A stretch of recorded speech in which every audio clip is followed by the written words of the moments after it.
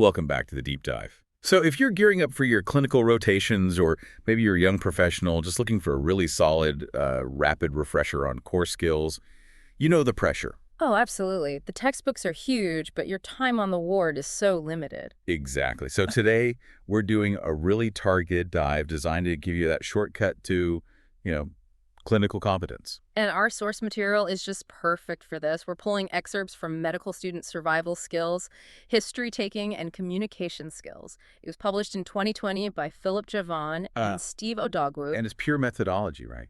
It's all about being efficient when you're under pressure. That's it. And what's so brilliant is the structure. It's split into two really practical parts. Part one has 74 different scenarios for history taking. 74. Wow. Got everything from abdominal distension all the way to wheeze. And then part two hits 10 crucial communication skills.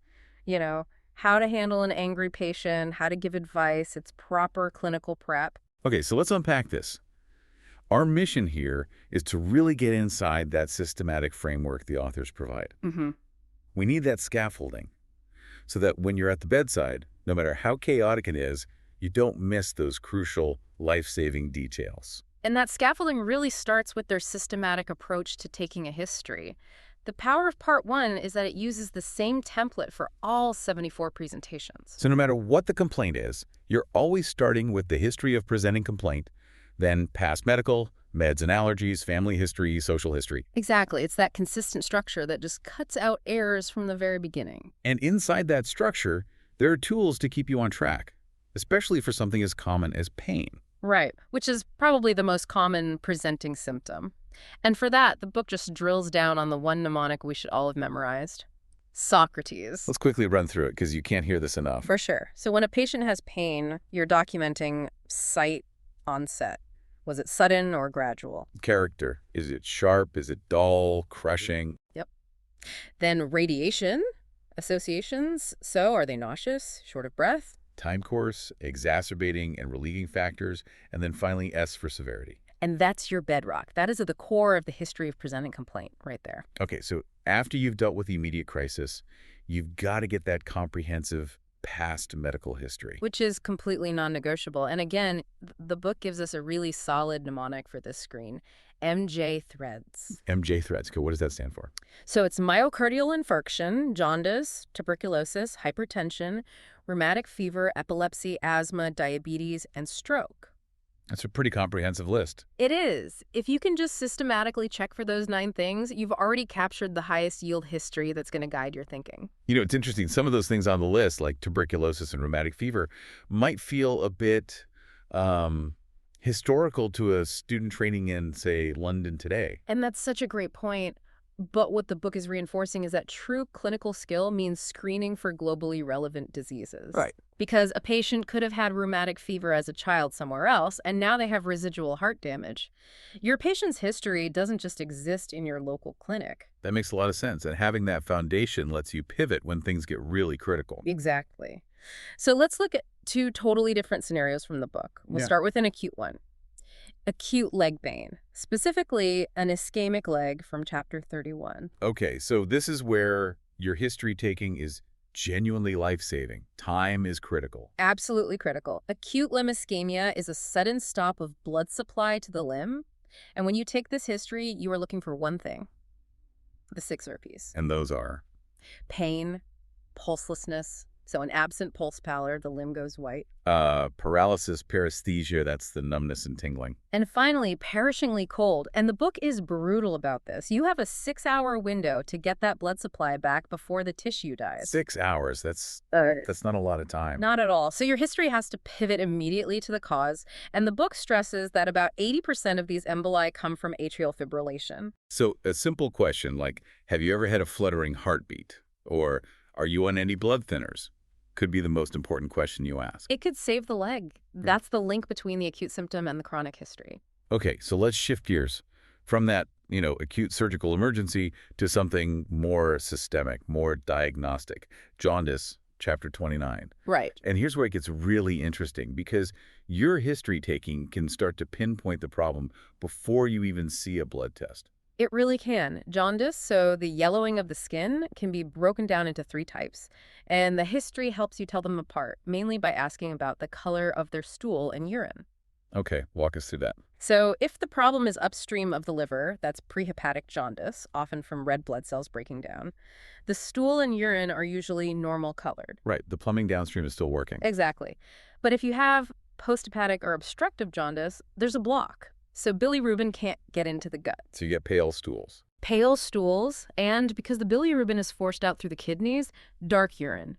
That combination is a massive historical clue. It screams obstruction. And what about hepatic, where the liver itself is the problem? With hepatic jaundice, you often get dark urine, but the stools might be normal-ish. So it's that specific combination of pale stool and dark urine that's the real giveaway for an obstruction. And you also have to screen for other symptoms. Oh, absolutely.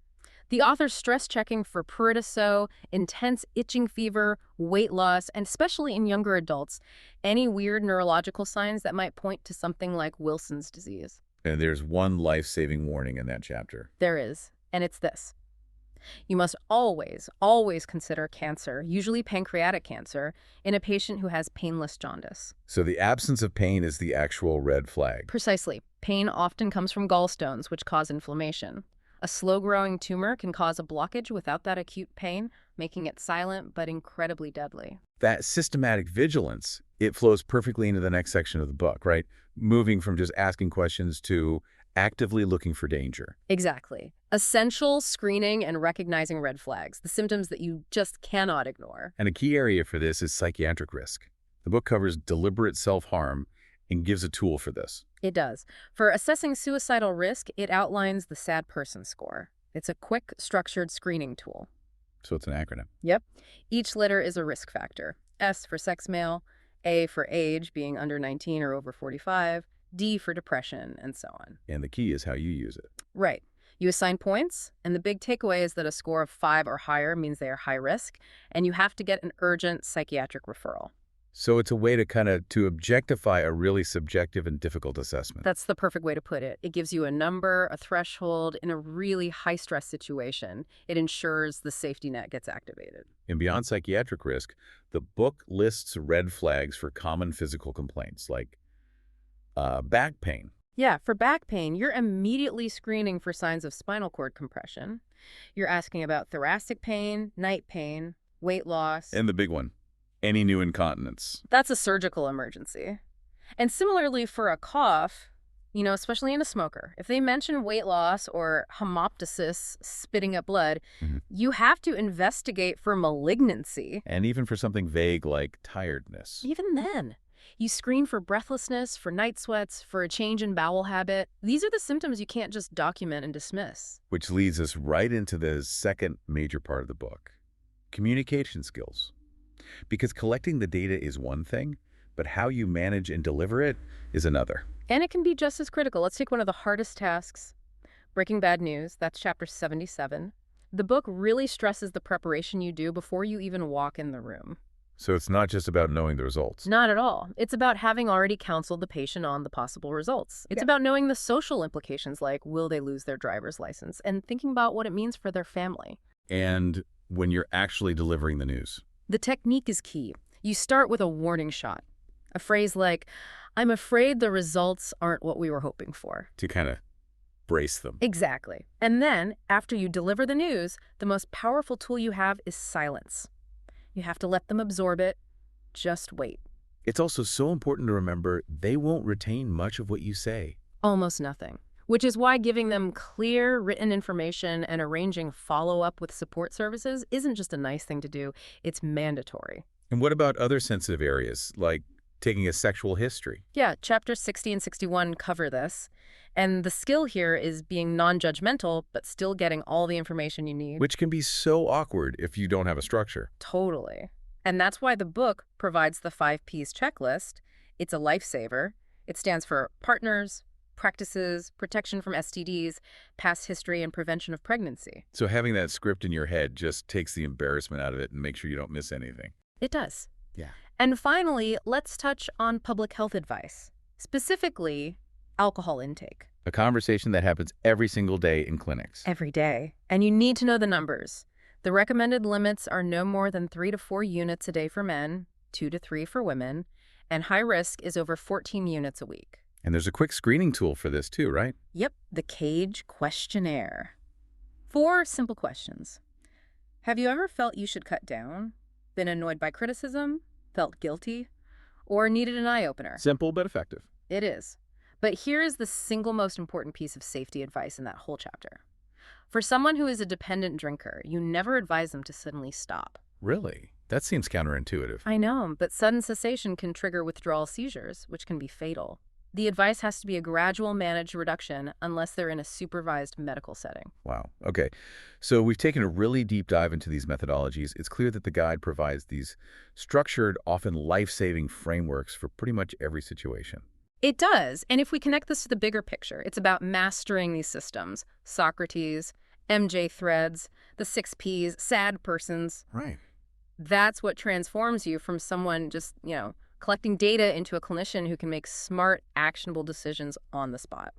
So to help solidify all this, we've got a short clinical exercise for you, building on the notes from the class and seizure chapters. Okay, so when you're taking a history from a patient who collapsed, what is the single most definitive historical detail that separates a cardiac syncope from an epileptic seizure? You're thinking about the movements and what happens after the event. Wow. You are. So think about that for a second. The key difference is the movement. While you might get some brief twitching, some clonic activity in both, stiffness tonic activity does not happen in syncope. It only happens in seizures. And the recovery. And the recovery. Syncope usually has a rapid onset and a very quick recovery, with minimal confusion. A seizure is typically followed by a post-ictal state, a period of confusion or sleepiness that can last for minutes or even hours. That confusion is your major clue. And for a final provocative thought, let's go back to the GI system. Chapter 18 on dysphagia, or difficulty swallowing. The book stresses that if a patient's difficulty starts with solids and then months later progresses to include liquids, you have to urgently investigate to rule out cancer.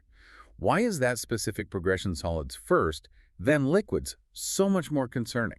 It's a great question to think about. That slow, specific progression suggests a physical, mechanical block that is gradually getting worse, like a tumor that's slowly narrowing the esophagus. If the trouble was with both solids and liquids from the start, you might think it's a motility issue, but that solid to liquid progression, that's a huge red flag. A perfect example of how a single detail in the history can change everything.